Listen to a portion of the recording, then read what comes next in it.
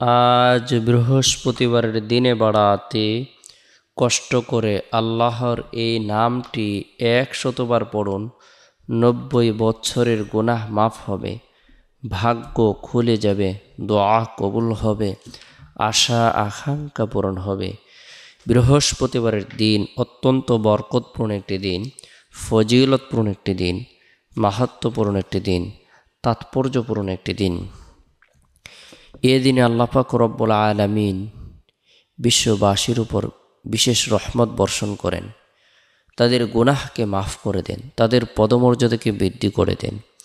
বিশেষ করে বৃহস্পতিবারের দিন শেষ হওয়ার পর যে রাত আসে, রাতটি হলো সাপ্তাহিক সকল রাত থেকে শ্রেষ্ঠ রাত। এই রাত হলো জুমার রাত। এই রাতে আল্লাহ তাআলা নূর প্রদান করে থাকেন, দোয়াকে কবুল করে থাকেন। এ রাতে কোনো মুমিন মুসলমান যদি ইন্তেকাল করে মারা যায়, আল্লাহ পাক রব্বুল আলামিন তাকে কবরের ফিতনা, কবরের সওয়াল জবাব, কবরের আযাব থেকে নিরাপত্তা দান করেন। আল্লাহ তাআলা তাকে শহীদি মর্যাদা দান করেন। বৃহস্পতিবারের দিনটিকে স্বয়ং নবী করিম সাল্লাল্লাহু আলাইহি সাল্লাম গুরুত্ব প্রদান করতেন।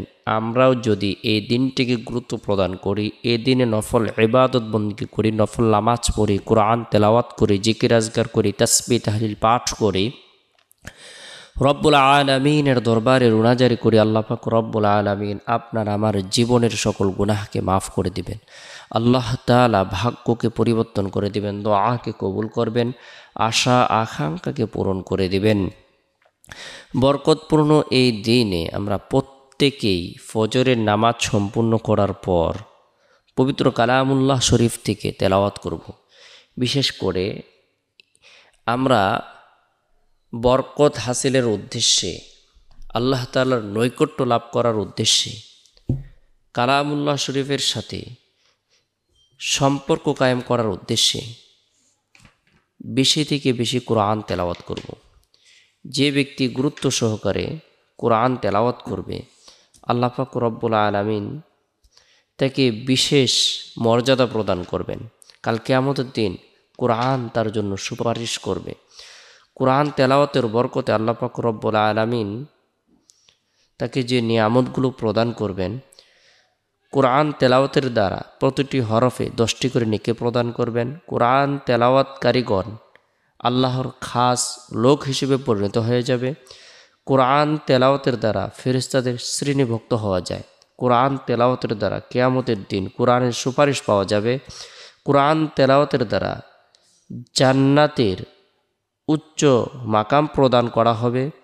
কোরআন তেলাওয়াতের মাধ্যমে তেলাওয়াতকারীকে বিশেষ সম্মান প্রদান করা হবে, তার পিতামাতাকে সম্মান প্রদান করা হবে, অন্তরের মরিচা দূর হবে, তেলাওয়াতকারীর আশপাশে আল্লাহ তাআলা বরকতময় করে দিবেন।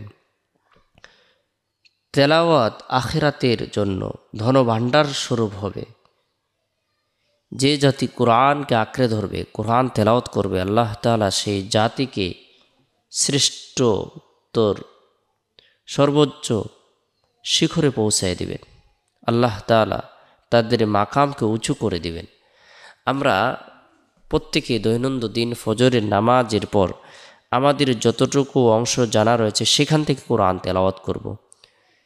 এরপরে বৃহস্পতিবারের দিন জোহরের নামাজ সম্পন্ন করার পর নিরিবিলি এক পরিবেশের মধ্যে বসে গুনাহ মাফের উদ্দেশ্যে তওবার নিয়তে 100বার ইস্তিগফারের আমল করব। আস্তাগফিরুল্লাহ রাব্বি মিন কুল্লি যামবি ওয়া আতুবু ইলাইহি, আস্তাগফিরুল্লাহ রাব্বি মিন কুল্লি যামবি ওয়া আতুবু ইলাইহি। এরপরে গুরুত্ব সহকারে আল্লাহ পাক রব্বুল আলামিনের গুণবাচক বরকতপূর্ণ এই নামটি 100বার আমল করব। আল খবীরু, আল খবীরু, যিনি সব কিছুর খবর রাখেন। আমার অন্তরের খবর রাখেন, আমার শারীরিক সুস্থতার অসুস্থতার খবর রাখেন, আমার মানসিক পেরেশানির খবর রাখেন, আমার হতাশা দুর্দশা সব কিছুর খবর আল্লাহ তাআলাই রাখেন।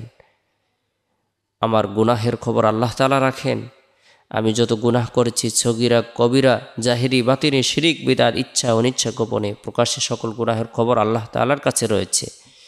সে আল্লাহ তাআলার দরবারে যদি আল্লাহর নাম পাঠ করার পরে রুনাজারি করে দোয়া করে আল্লাহ তাআলা দোয়াকে কবুল করবেন। তাই গুরুত্ব সহকারে আমরা প্রত্যেকেই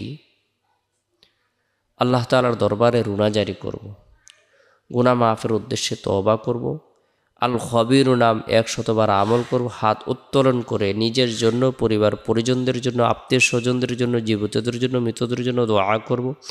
এরপরে বৃহস্পতিবারের দিন শেষ হওয়ার পর যে রাত আসে, এই রাতটি হলো বরকতপূর্ণ একটি রাত। এই রাতের মধ্যে বিশেষ করে এশারের নামাজ সম্পূর্ণ করার পর নবী সাল্লাল্লাহু আলাইহি সাল্লামের প্রতি মহাব্বত রেখে, ভালোবাসা রেখে দুরুদের আমল করব।